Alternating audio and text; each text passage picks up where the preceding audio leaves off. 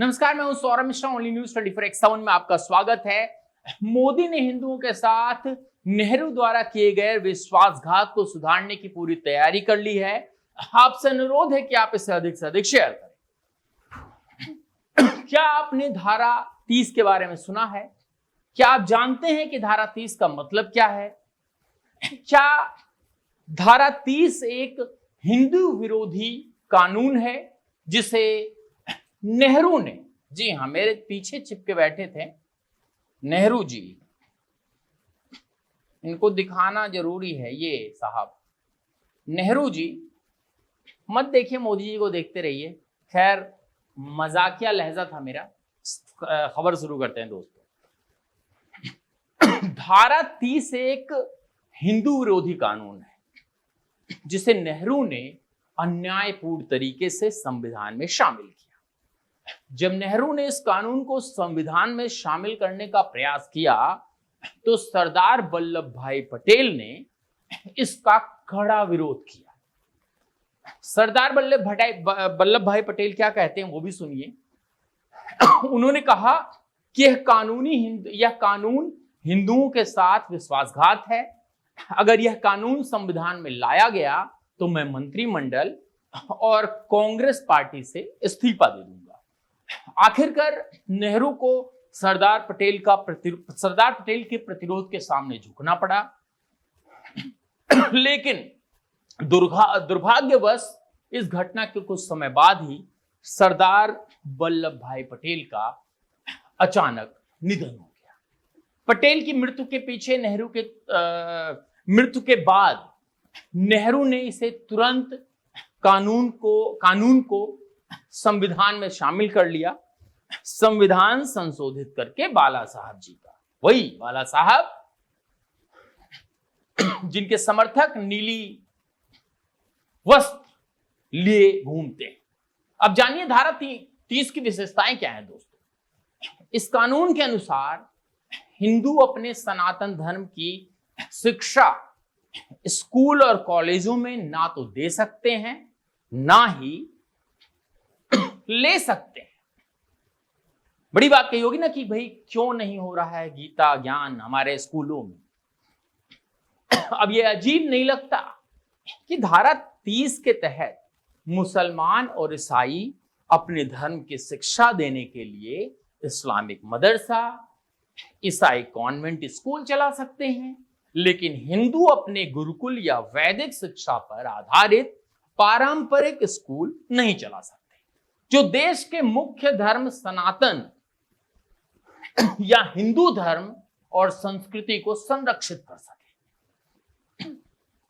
यदि वे ऐसा करते हैं तो इसे कानून के तहत दंडित किया जाएगा और कहा जाएगा कि ये जो साहब हैं इनके राज में जीने का अधिकार नहीं है। सुनिए, साथ ही मस्जिदों और चर्चों में दान से जमा सारा पैसा, सोना केवल उन्हीं को आता है। बहुत समय से विरोध भी चल रहा है और वे उस संपत्ति का उपयोग अपने अनुयायी हैं उनको बढ़ावा देने और अशिक्षित या कम शिक्षित हिंदुओं को धन के लालच में धर्मांतरण के लिए कर सकते हैं। लेकिन हिंदू मंदिरों में जमा धन और सोने सरकार का नियंत्रण उस पर होता है। नेहरू ने उस समय कुटिल गांधी के साथ मिलकर किया ताकि मुसलमानों और ईसाइयों को हिंदुओं के धर्मांतरण में सुविधा हो सके। धारा 30 हिंदुओं के खिलाफ एक जानबूझकर किया गया विश्वासघात है। कैसे? मेरा अपना मानना है, मुस्लिम बच्चों के लिए अपनी धार्मिक पुस्तक कुरान पढ़ना और सीखना अनिवार्य है और यही नियम ईसाइयों पर भी लागू होता है।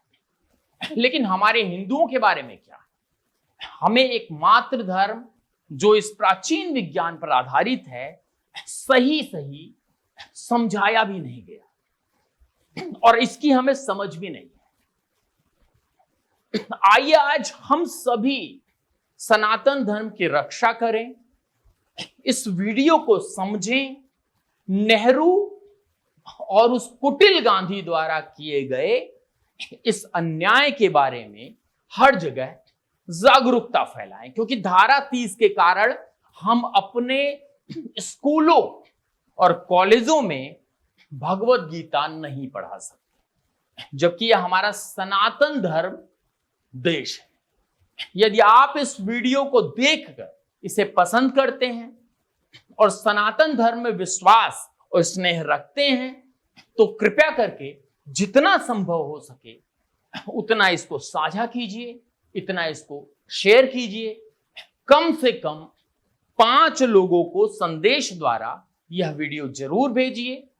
और अगर लगता है कि हम देश हित का कार्य कर रहे हैं, तो आप नीचे हमारा नंबर चल रहा है 9717458653, इस पर हमें आप गूगल पे, पेटीएम या फिर किसी अन्य माध्यम से सहयोग करें।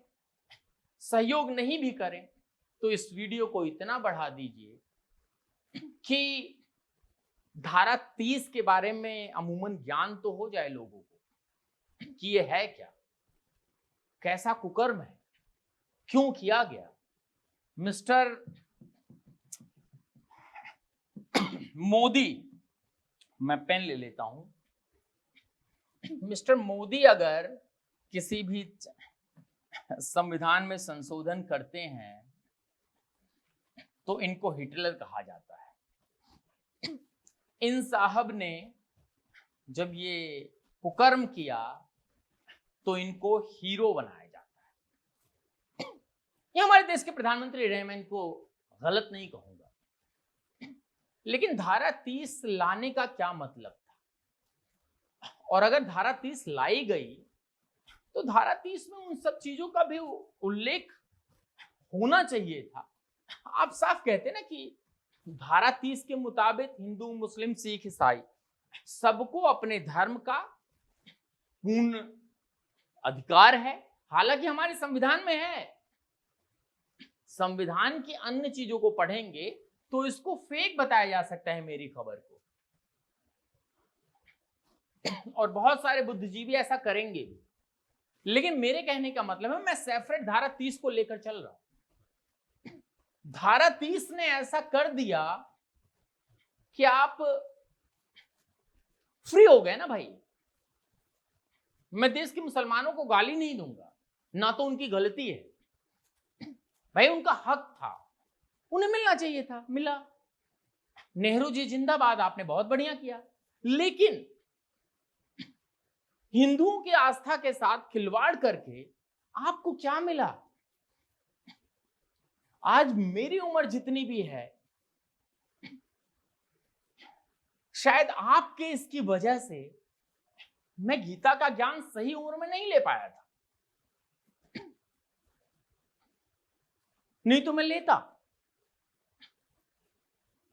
और इस व्यक्ति के बारे में क्या कहूं, जब भी कुछ लाते हैं वो संविधान विरोधी हो जाते हैं, वोट छोड़, गद्दी छोड़, तमाम चीजें हैं। खैर, बहुत सारे झूठ अपनाए जा रहे हैं। मैं किसी गोदी मीडिया का पार्ट नहीं होना चाहता। हमारी चैनल पर तमाम नरेंद्र मोदी के विरोध में भी खबर चली है, चलती है, मैं खुद बोलता हूं। विश्वास नहीं है तो जाकर देख लें। बस यही कहूंगा कि बने रहें और देखते रहें देश के साथ ऐसी ही खबरें। बहुत बहुत